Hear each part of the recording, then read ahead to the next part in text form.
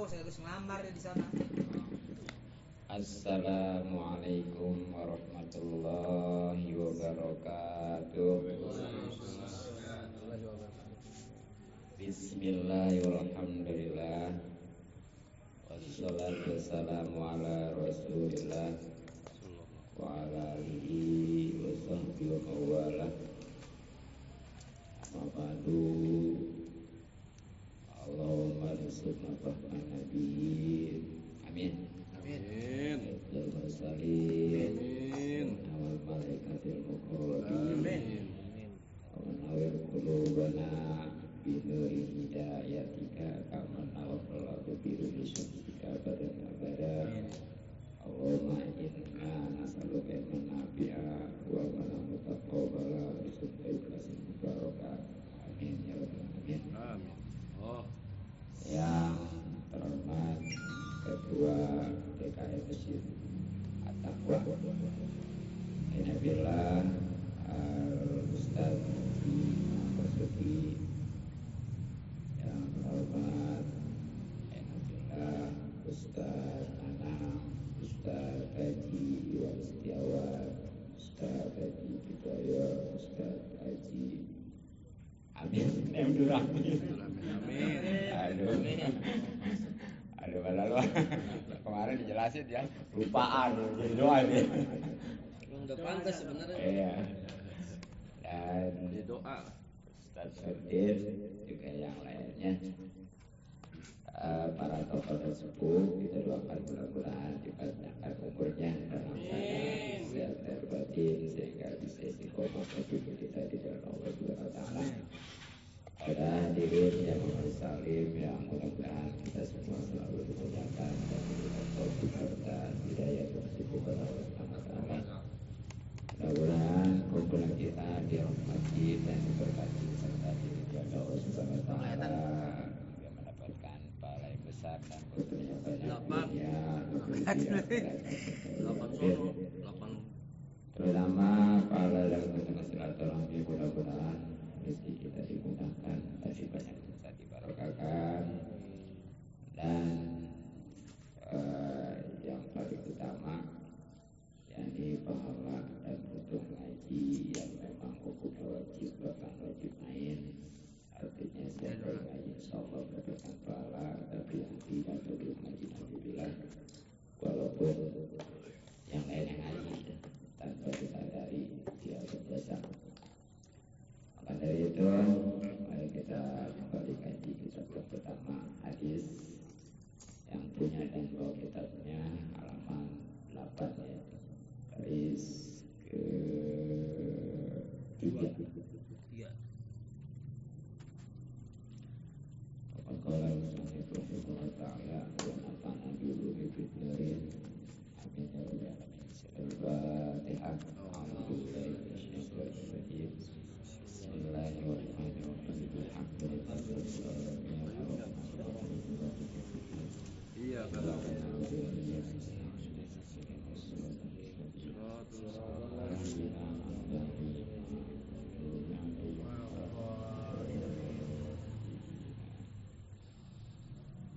Bismillahirrahmanirrahim. Wa qala, dan bersabda Nabi sallallahu alaihi wasallam. sudah itu. Maksudnya apa yang Man nazar, barang siapa yang melihat. Sebenarnya dari awal juga udah. Iya, udah dua kali. Ila wajil alimi bukan alami, kepada muka orang alim. Azrotan sekali melihat, apa lihat, kemudian ia merasa gembira. Ia dengan melihatnya itu kholaqah, maka menciptakan. Allah Ta'ala mintilkan nazroti, dari melihat itu, dari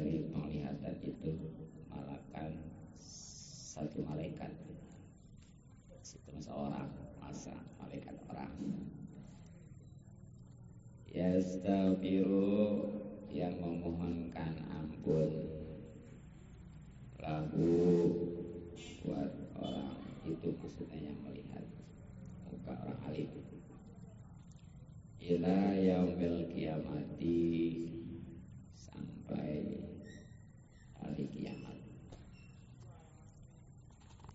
Hadirin rahimakumullah, bagian hadis masih di bab yang pertama, yakni keutamaan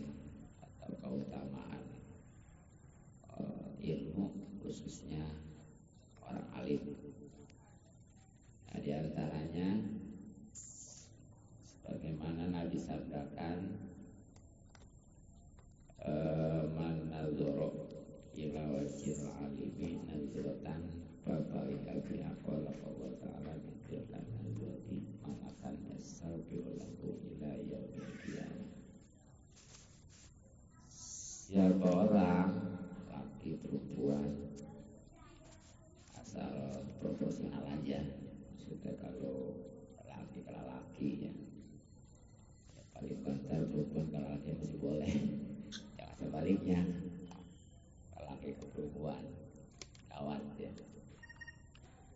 Melihat pada wajah orang alim. Nah, pengertian orang alim di sini adalah yang berilmu agama, khususnya ilmu syara, itu tentang halal haram, syarat rukun ibadah, itu namanya ilmu syara, ilmu fikih, dan pastinya diamalkan lagi. Kemudian melihat satu kali melihat aja, nggak usah banyak ya, sekali aja, asal waktu melihatnya dia merasa gembira, senang, puas, maka dengan sebab melihat wajah orang alim dengan senang walaupun sekali, itu pasti Allah menciptakan dari penglihatan tersebut satu malaikat. Nah, sekali melihat satu malaikat ya. Bagaimana kalau lebih, apalagi banyak ya. Nah, ngapain malaikat? Itu selalu atau terus-terusan, karena di sini minta ampunan. segatnya pakai yasakiru bil mudore, yang artinya istibrar ya. Hingga henti-hentinya sampai kapan? Sampai hari kiamat. Sedangkan yang namanya istighfar, permohonan ampun dari malaikat pun pasti dijabah ya, pasti dikabul. Nah itu kalau satu penglihatan. Bagaimana kalau sering gitu ya, asal senang gitu. Nah makanya sering-sering silaturahmi, berkumpul dengan orang-orang alim ya. Asal jangan sentimen tadi, sebab kalau berkunjung bergaul dengan orang alim tapi sentimen, itu mah bukan keuntungan, alhamdulillah ya, malah sebaliknya. Nah bahkan terkait dengan ini ada sebuah riwayat dari Sayyidina Ali radhiyallahu anhu ya. Kata beliau, an-nazru melihat ila wajhil alimi pada wajah orang alim, ibadatun itu suatu ibadah, wa nurun dan jadi cahaya, bin nazri pada penglihatan, wa nurun dan jadi cahaya fil qalbi pada hati. Jadi kata Sayyidina Ali ini, Sayyidina Ali ini orang pintar ya, sampai diakui oleh Rasulullah SAW ya sebagai kunci gudangnya ilmu. Kalau Rasul gudangnya ilmu, ya Sayyidina Ali ini adalah kuncinya. Gitu. Jadi orang yang melihat wajah orang alim tadi pastinya ya, dengan perasaan senang, Nah itu udah jadi ibadah, udah jadi pahala, bahkan bisa menjadi Ya. cahaya Iya. baik Pengajian. bagi mata maupun hati. Jadi baik bagi mata kepala maupun mata hati gitu ya. Nah ini survei semalam saya ajar di Kampung Melayu. Itu lama saya ngobrol ya, bahkan beliau itu selalu ngedoain terus saya. Yang namanya mungkin kalian dari Betawi kenal ya, yang namanya Aminuddin Arsad. Ya, kayak sepuh gitu ya, umurnya ya hampir 70 lebih lah. Ada di status ya, makanya saya di situ kolaborasi atau paduan jenggot merah putih ini. Kalau saya merah dia putih.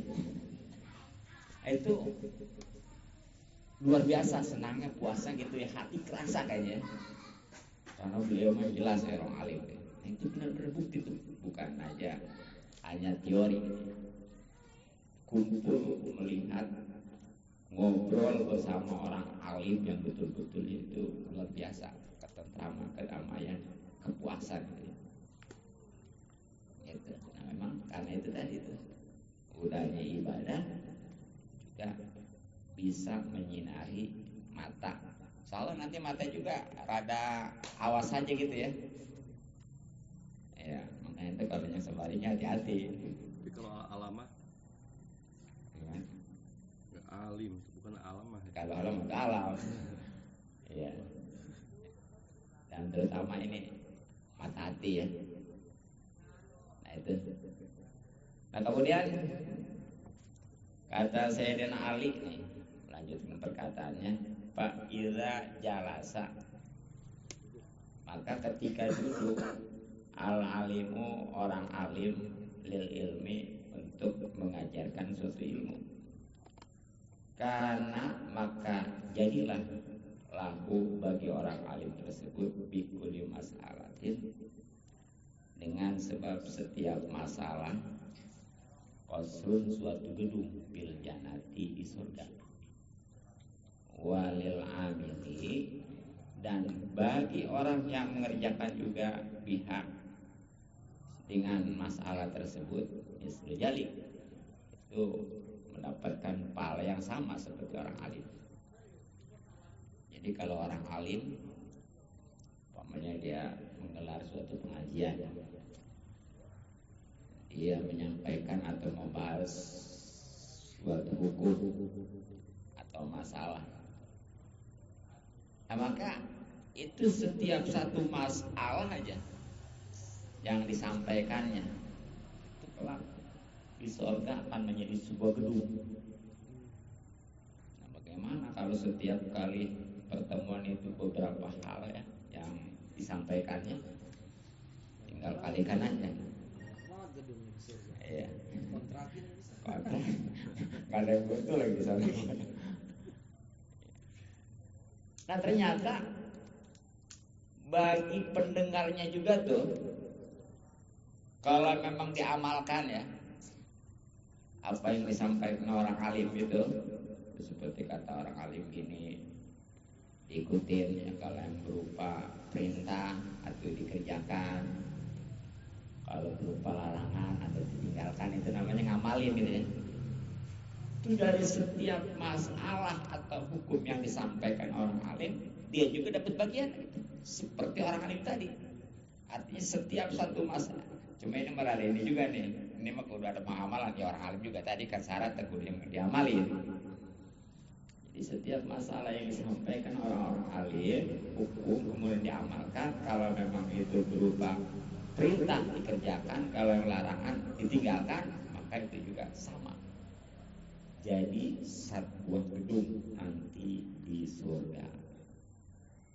Makanya mudah-mudahan ya, dengan kita kumpul ngaji ya, taruhlah walaupun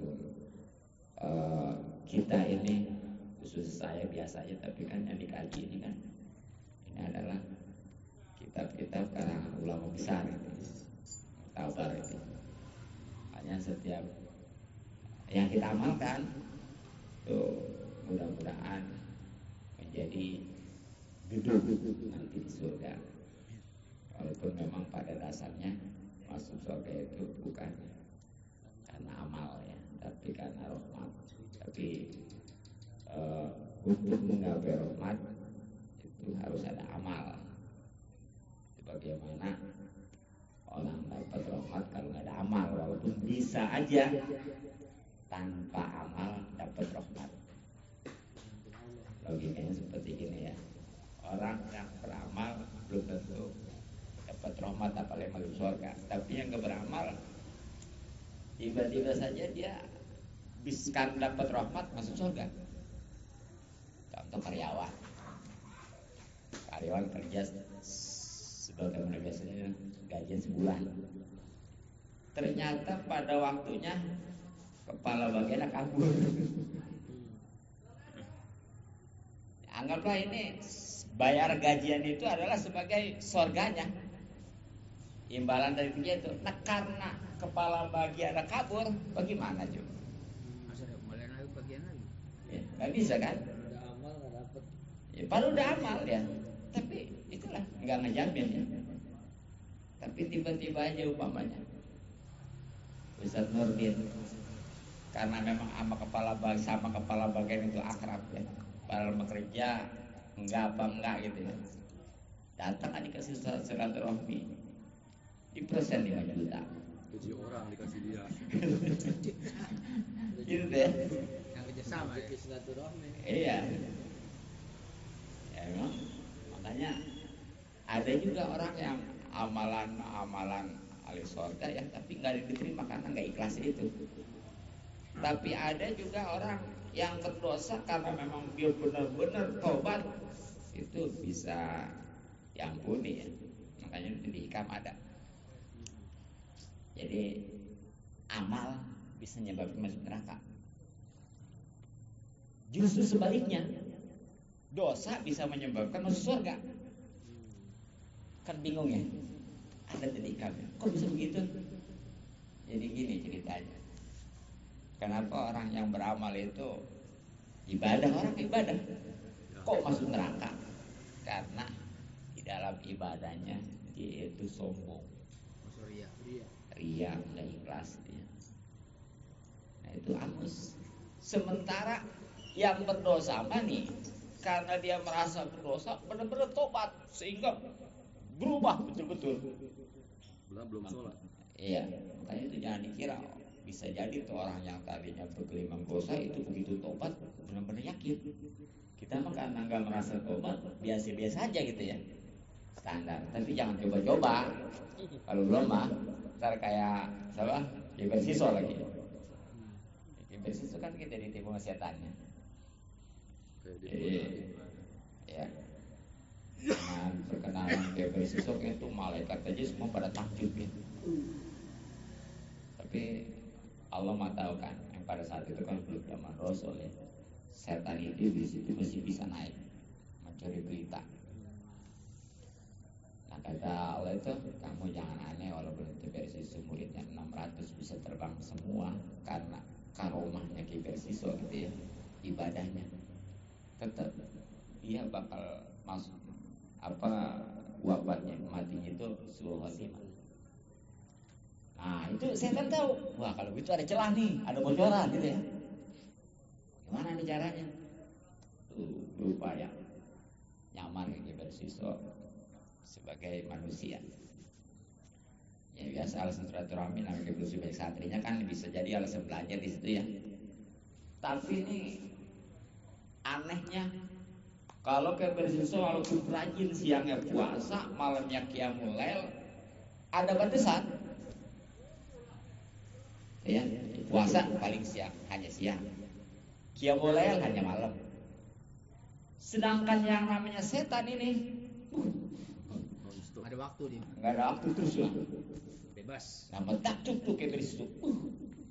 Saya selama ini kayaknya udah ini banget ini. Kok kamu bisa begitu? Ya karena saya ini udah benar-benar yakin, udah merasa berdosa, kamu juga bisa kayak saya, bahkan bisa jadi lebih. Caranya gimana? Kudu berdosa dulu katanya, kayak ntar yakin tobat. Itu sungguh-sungguh gitu ya. Akhirnya nih kayak begitu ya, karena udah disuruh begitu ya, mau juga dia. Ya udah gimana? Bunuh. Ya, ditawar pertama nggak bisa sama bunuh mas, sebentar juga jadi dibunuh lagi, kisos. Taruhlah jina-jina, sama jina juga kan, yang namanya udah nikah merajam ya, udah nggak ada lagi. Rusak orang juga. Akhirnya yang ketiga nih mabok katanya, walaupun dicambuk paling 40 kali cambukan kan ya, maksimal 80 cambukan, nggak nyampe mati lah gitu ya.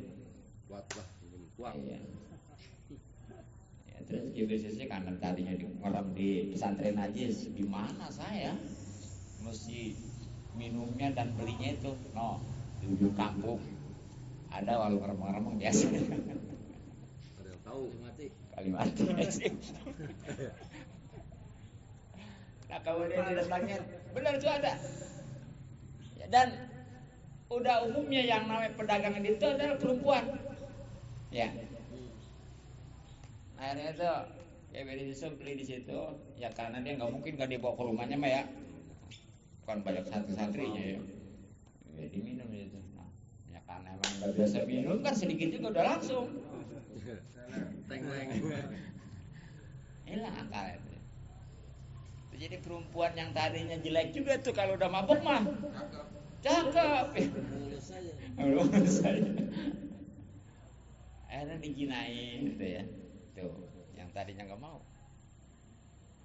Nah kemudian begitu udah zina, datang tuh entah suaminya ya pada saat, ataupun mungkin keluarganya itu, karena takut ketahuan, takut dilapori, dibunuh semua.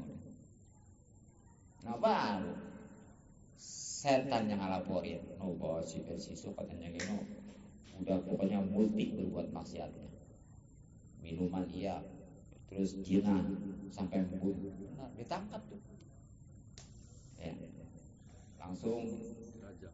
iya. Bagaimana tuh kalau yang namanya orang di apa, diikat, namanya apa namanya, di pasung ya, salib kayak salib gitu ya. Iya. Dan udah dipastikan kayak Yesusnya mau dibunuh.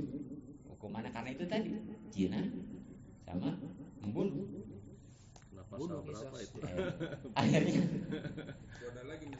setan datang lagi. Sok.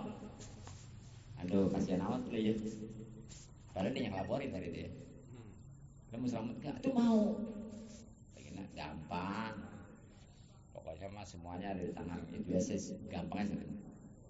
Kata saya tadi itu, kamu asal mau sujud aja ke saya, pokoknya semuanya beres.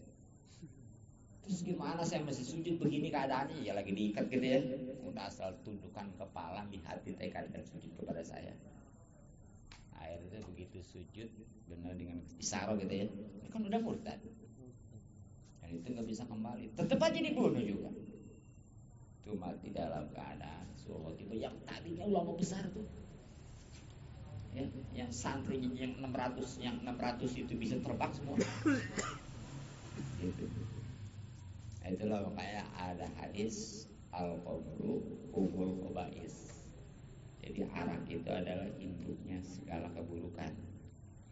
Terbukti tadi ya, Persiso yang tadinya nggak mau yang namanya zina apalagi ngebunuh, tapi gara-gara dia mabuk minuman, dengan mudah saja itu dilakukan semua itu. Makanya yang paling terpenting dalam dunia ini kita adalah wajib benar-benar menjaga akal. Sampai bisa jadi perbedaan antara orang wajib sholat dengan enggak, itu kan karena akal ya. Ya wajib sholat kalau berakal. Bagaimana kalau belum? Apalagi nggak berakal, nggak wajib kan. Makanya kalau pengen nggak wajib sholat, Gelo. gila ya, naudzubillah ya. Ya, itulah mungkin kurang lebih penjelasan hadis tentang keuntungan melihat wajah orang alim dengan senang ya. Tapi kalau lihat alimnya perempuan perempuan senang banget gimana? Itu tadi makanya kudu proporsional gitu ya. Iya, kudu proporsional. Iya. Neng Umi Laila. Ya kan kadang-kadang sekarang apa namanya banyak ya. Mubalik itu yang cewek ya. Kadang-kadang gayanya lagi. Viral. Yang namanya laki-laki makan kayaknya bukan merhatiin omongannya ya. Bukan perhatiin daripada apanya lah, Lihat kecakapannya. kecakapannya Bodinya sama juga. bodinya sama lah gaya-gayanya lah gitu ya. Alhamdulillah. Sekian cukup, mudah-mudahan bermanfaat. Wallahu a'lam bishawab.